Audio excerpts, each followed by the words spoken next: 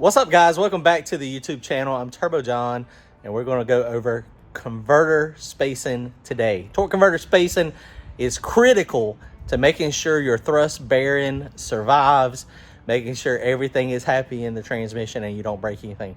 Real short video. Check it out. This is how to measure it and what to do if it's off. Check it out. Appreciate it. Comment, like, and subscribe. If you want to support the channel, head on over to turbojohnracing.com. Grab yourself some hats and t-shirts. Thanks, guys. All right, boys, well, we are over here. We got Randy's car up on the lift. We've done a video on this a couple times, but this is often confusing, and this is the best way to show you how to do it. And this one is actually set up exactly perfect.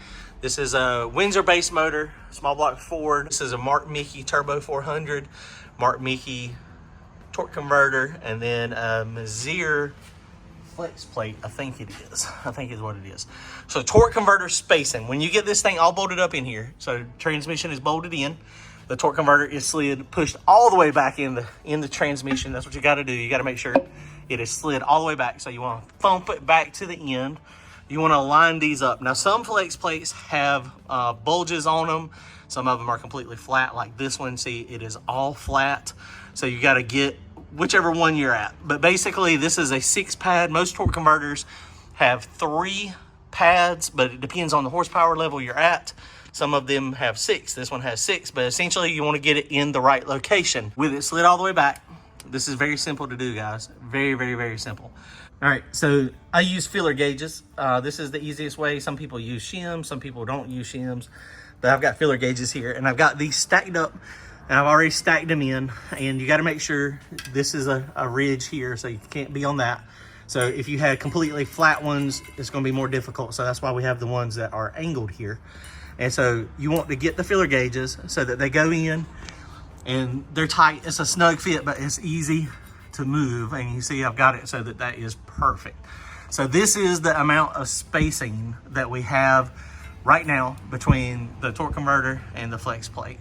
And so basically all you do, the easiest thing to do is to take this, spread them out and count them, and you add them together. And then you want it to be between 125 thousandths and 187 thousandths. So somewhere between 125 to 187. So it's a eighth of an inch to 3/16 of an inch.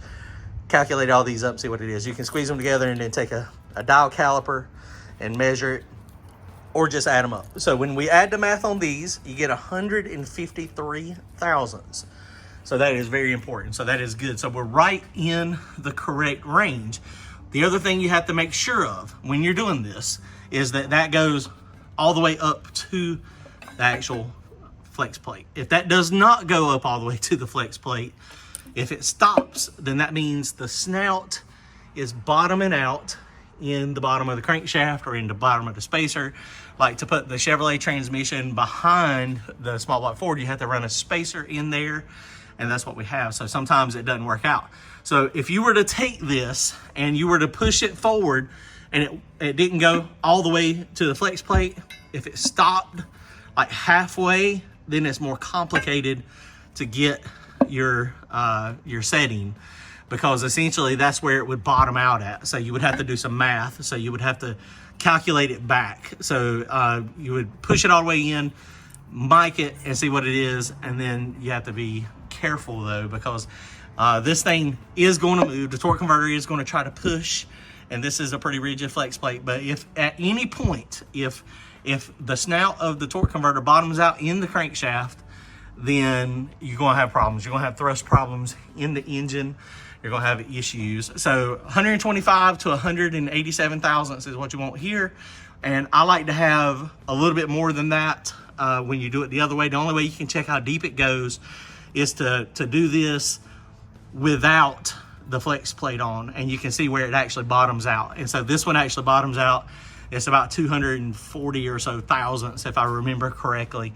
So basically, you kind of line it up, take the torque converter when the motor's out of the car, and then without the flex plate on it, and you see how far it can go in. So you want to measure that as well.